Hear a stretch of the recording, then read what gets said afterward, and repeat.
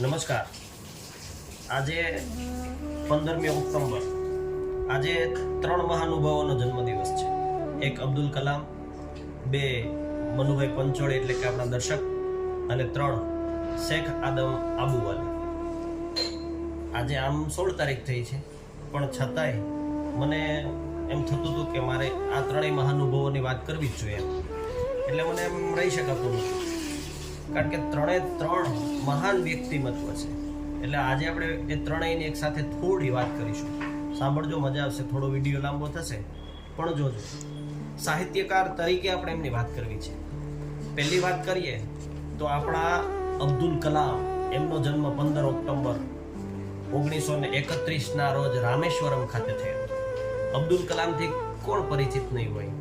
સૌ લોકો પરિચિત છે, કારણ કે અબ્દુલ કલામે એટલી લોકપ્રિયતા કેળવી છે ને કે હૃદય સમ્રાટ હતા. આઉલ પાકીર ઝૈનુલાબ્દીન અબ્દુલ કલામ એટલે મને અહીંયા છે. મને ખૂબ ગમતું વ્યક્તિમત્વ હોય ને તો તે અબ્દુલ કલામ છે. એવા અબ્દુલ કલામનો જન્મદિવસે એને આપણે શબ્દાંજલિ આપવાનો એક પ્રયત્ન કરવો છે. અબ્દુલ કલામની તો જેટલી વાતો કરીએ એટલી ઓછી છે.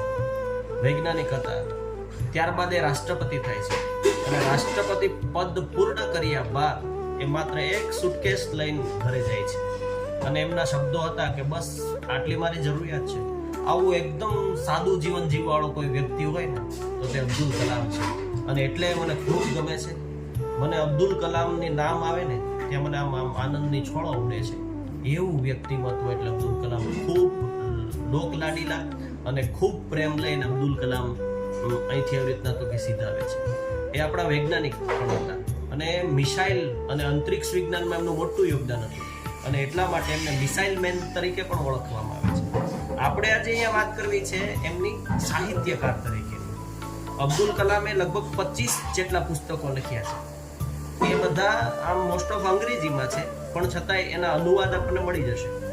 એમના અનુવાદ મળી જશે, અને સારામાં સારા વાંચવા જેવા 2 પુસ્તકો હોય ને તો તે છે આતમ વિંજે પાંખ અને અગન પંખી. આ તો હું તમને કહું છું ને એટલે ખાસ વાંચજો.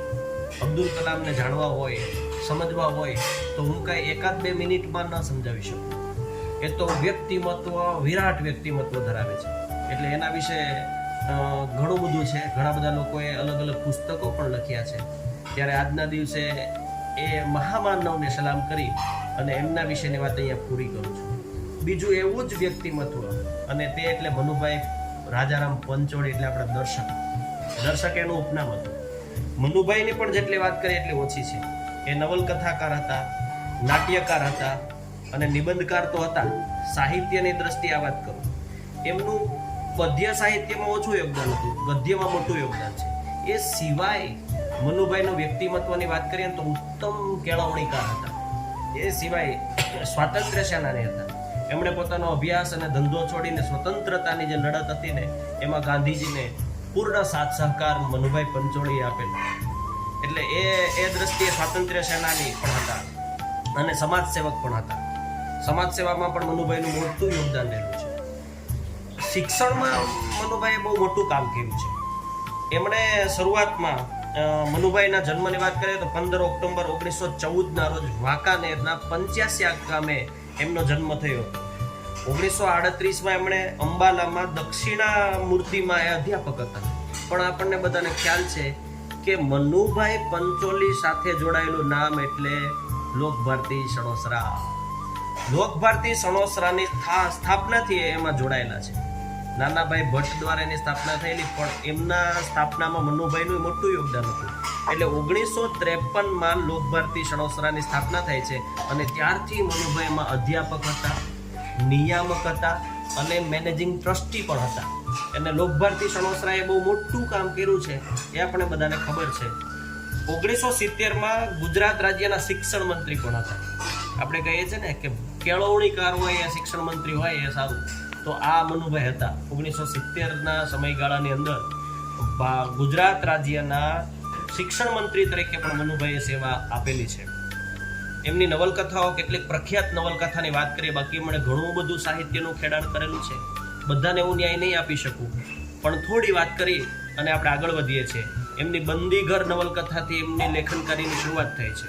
એ સિવાય દીપ નિર્માણ, સોક્રેટિસ, કુરુક્ષેત્ર અને ખાસ વાંચવી હોય મજા આવે એવી હોય તો ઝેર તો પીધા જાણી જાણી ભાગ 1, 2 ને 3 સમાજ જીવનની વાસ્તવિકતાનું વર્ણન એમણે ઝેર તો પીધા જાણી જાણીને અંદર કરેલું છે. બહુ મસ્ત નવલકથાઓ છે, સમય મળે તો વાંચજો. એ સિવાય મનુભાઈ પંચોલી વિશે પણ ઘણા બધા લોકોએ લેખો લખ્યા છે, પુસ્તકો લખ્યા છે. એટલે આજના દિવસે મનુભાઈ પંચોલીને વાંચવાનો અને સમજવાનો પ્રયત્ન કરજો. એ મહામાનવને પણ નમસ્કાર કરી અને હું અહીંયા પૂર્ણ કરું છું. હા, એમનું અવસાન 29 ઓક્ટોબર 2001 ભાવનગર ખાતે સણોસરા ખાતે એમનું અવસાન થયું, જ્યાં એમણે પોતાનું કાર્યક્ષેત્ર હતું, જેમની કર્મભૂમિ હતી અને ત્યાં જે અવસાન પામે છે. એટલે એ મહામાનવને પણ નમસ્કાર કરી અને હું પૂર્ણ કરું છું. અને ત્રીજા એટલે આપણે જેની વાતો કરતા હોય ગઝલ વિશે, કારણ કે મને ગઝલો ખૂબ ગમે છે અને ગઝલોની જ આપણે આગળ ઘણી બધી વાતો કરી છે. એવા ગઝલમાં મોટું નામ એટલે શેખ આદમ આબુવાલા. એમનો જન્મ પણ 15મી ઓક્ટોબર 1929 ના રોજ થયેલો અને અમદાવાદ ખાતે એનો જન્મ થયેલો. ત્યારબાદ જર્મનીની અંદર જાય છે, ત્યાં ઘણા વર્ષો પસાર કરે છે, ફરી ભારત આવે છે અને ભારતમાં આવ્યા બાદ એક પત્રકાર તરીકેની લાંબો ટાઈમ એ સેવા આપે છે. એમની લેખન કાર્યની વિશેષતાની વાત કરીએ તો કવિ તથા નવલકથાકાર હતા અને મુક્તકોમાં પણ એમનું સારું એવું યોગદાન છે. ગઝલો પણ એમની સારી છે. ક્યારેક આવી રીતની ગૂગલની અંદર સર્ચ કરી અને વાંચજો. એમના એકાદ બે મુક્તકો હું અહીંયા રજૂ કરું છું, કારણ કે આપણે સાહિત્યની સરવાણીમાં ગઝલો અને કવિતાઓ ને આપણે એનો રસાસ્વાદ લેતા હોઈએ છીએ. તો 2-4 મુક્તકો હું તમને અહીંયા કહું અને પછી એ પૂર્ણ કરું છું કે અમને નાખો જિંદગીની આગમાં, અમને નાખો જિંદગીની આગમાં, આગને પણ પલટાવીશું બાગમાં. સર કરીશું આખરે સૌ મોરચા, સર કરીશું આખરે સૌ મોરચા, મોતને પણ આવવા દ્યો લાગમાં. આ મુક્તક શેખ આદમ આબુવાલાનું છે.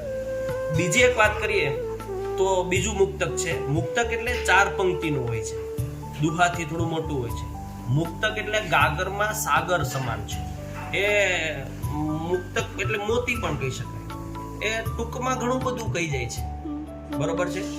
બીજું એક મુક્તક છે જે આપણી સમક્ષ અહીંયા રજૂ કરું છું કે સંકલ્પ વિના એ શક્ય નથી, સંકલ્પ વિના એ શક્ય નથી, તું રોક નયનના આંસુ મથી.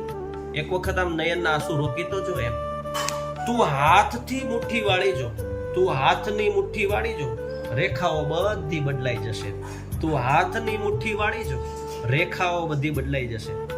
ત્રીજું એક મુક્તક છે, બહુ સરસ છે કે ખાળ તારી આંખડીના નીરને, ખાળ તારી આંખડીના નીરને, સંકટોમાં આ ન છાજે વીરને, સંકટોમાં આ ન છાજે વીરને, એને ઠોકર મારીને રસ્તે લગાવ, એને ઠોકર મારીને રસ્તે લગાવ, ક્યાં સુધી પંપાળીશ તકદીરને.